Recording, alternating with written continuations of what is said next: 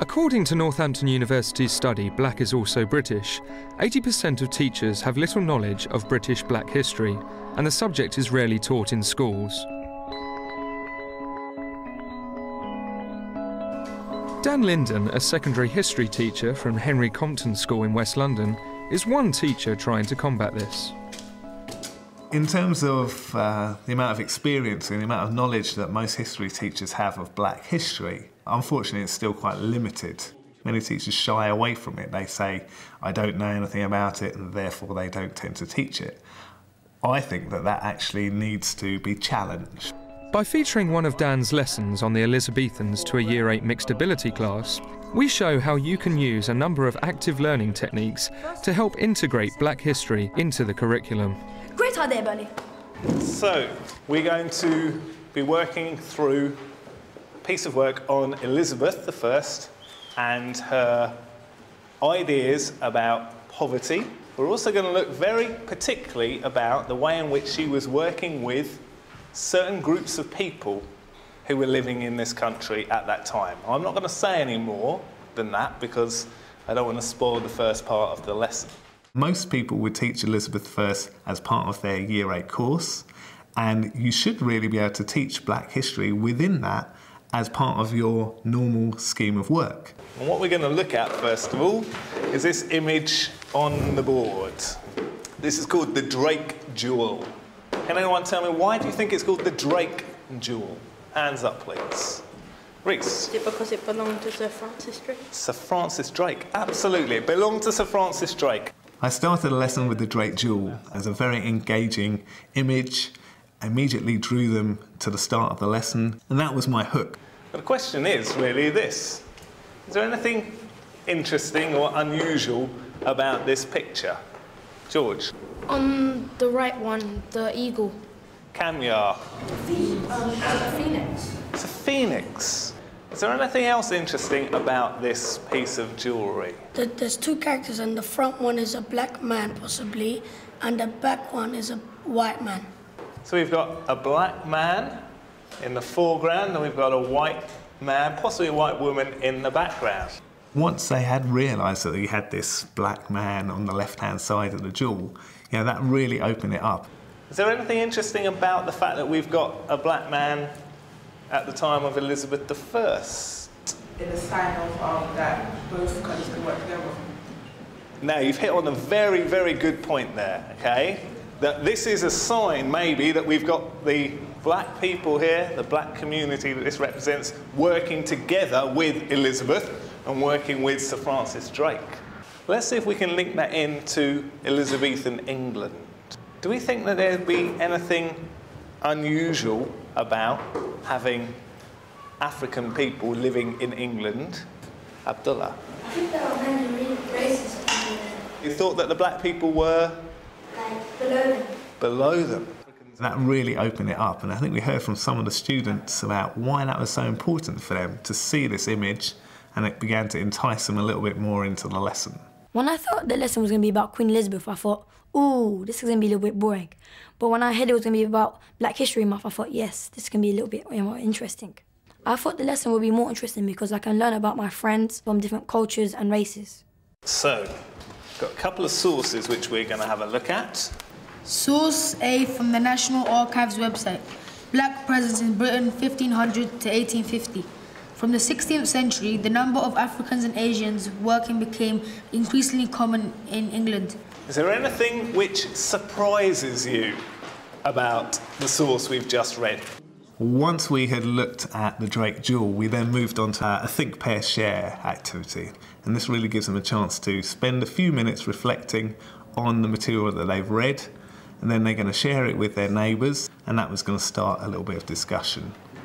When you're by yourself, you can just think quietly and just elaborate on what the topic's about. If you can't think of any ideas, yeah, your neighbours can help you think of some ideas.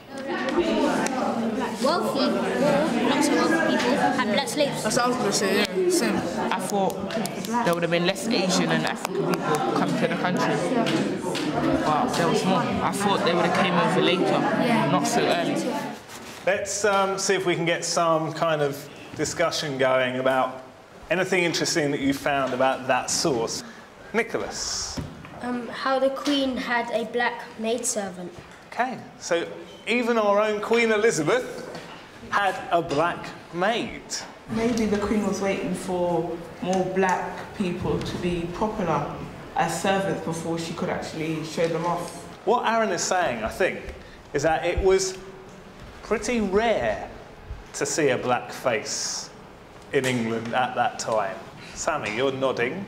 Yeah, because they were mostly at home doing all the hard work for the people that go out. Because if they went out, they would be mistreated sometimes. So they're mostly inside, yeah, doing their jobs, cleaning the stuff at home. What I think is important is that we are introducing black history across the curriculum, across all the key stages throughout the year. And it doesn't have to be a standalone. It shouldn't be just a one-off. This should be integrated into your schemes of work, your programme of study, all the way year round. Drew? Well, what surprised me was that the Queen had musicians and dancers for her amusement at the court. Right. So I think what the interesting point which comes out of this source is that at this time it was quite unusual to see too many black faces around. However, we know that there were black musicians, black dancers, black people at the court. So it's suggesting that they were in important positions.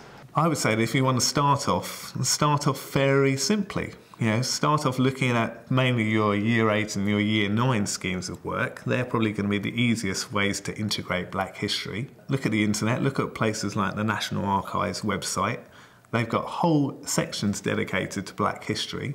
You can look at the kind of material that's being produced by other teachers, which has already been done for you, and start slowly building it up as you go along. I'm going to give you about 10 minutes or so to work in pairs, discuss with the person next to you, why did you want them to be sent back? Once you've got your reasons, to rank them in order of importance and explain why you put them in that order. The Blackmoores weren't up to standard. They weren't up to standard, so that can be one of the reasons.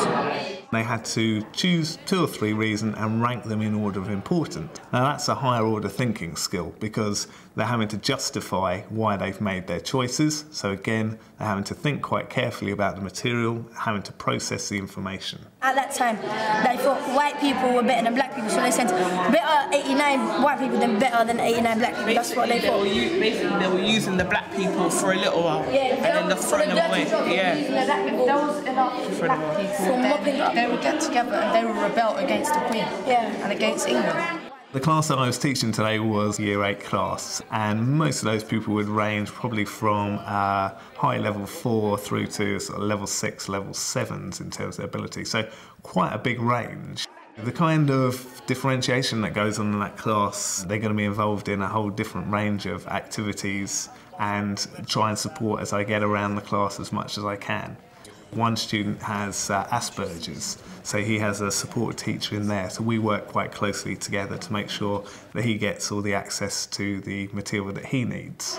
Right, George, tell me what you've written down. She wanted to transport the Blackmoores to another country as they were a nuisance because they knew nothing about Christ. Okay, so she's saying that because they weren't Christians, that they needed to be sent out of the country.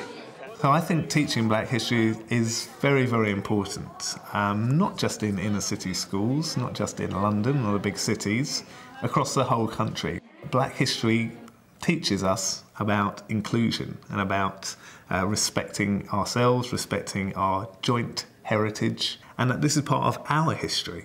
I'm going to give out a little role play. One group is going to have a conversation between Queen Elizabeth and her key advisor. The other group is going to be having a conversation between John Blackmore, an African servant in England, and his friend Simon, and how they feel about being blamed for the problems in England. I wanted to introduce a role play element into the lesson for a number of reasons. Firstly, a lot of my boys are kinesthetic learners, and this would give them a chance to actually get out and express themselves. Actually a very good way of them developing their empathetic understanding of what was going on. And then Elizabeth. And then you say something. And then you agree, saying that's a very good idea. Elizabeth says, no, you agree. Brilliant. Yeah, brilliant. I think I should say, yeah, great. Get him here to me straight away. Yes, get him here immediately. Bertie, I'm worried about the harvest. There have been a lot of problems recently with the lack of rain, and there is not enough wheat and barley being grown. I enjoyed doing the role play because it was better than reading out of books every time, and we got to be in the point of Elizabeth and understand what she was doing. What can we do about this? Your Majesty, there are a few possibilities to solve this. Tell me, Bertie, what are they? First of all, we can send the Blackmoores back to Africa. Great idea, Bertie.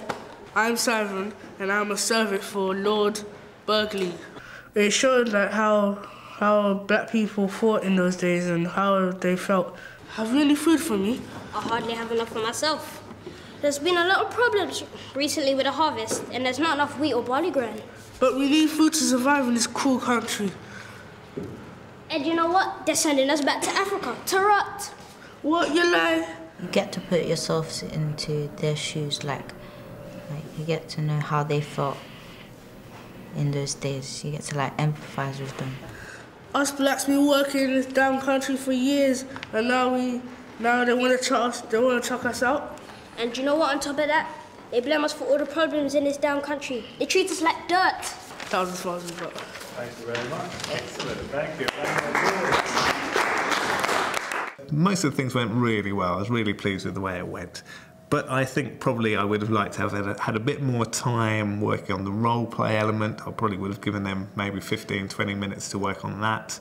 And also the plenary at the end, I would have liked to explore a little bit more the kind of comparisons between contemporary attitudes and Elizabethan attitudes to race. I want you, on your table, to hold up where do you think the statement comes from today, or if it comes from the Elizabethan time. We want our country back.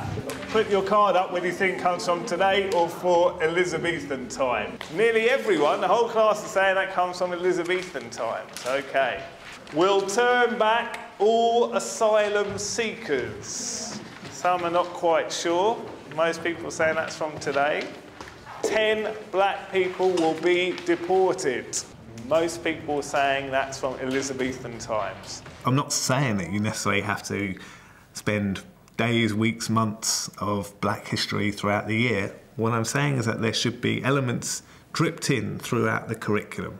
There's now a huge amount of material available, and there's really no more excuses for not teaching this kind of multicultural, inclusive history. The first one, we want our country back. That's from the Daily Mail. That was written about a year ago. We turn back all asylum seekers. That was from today. And then finally, 10 black people will be deported. That was from Elizabethan times when they were expelled.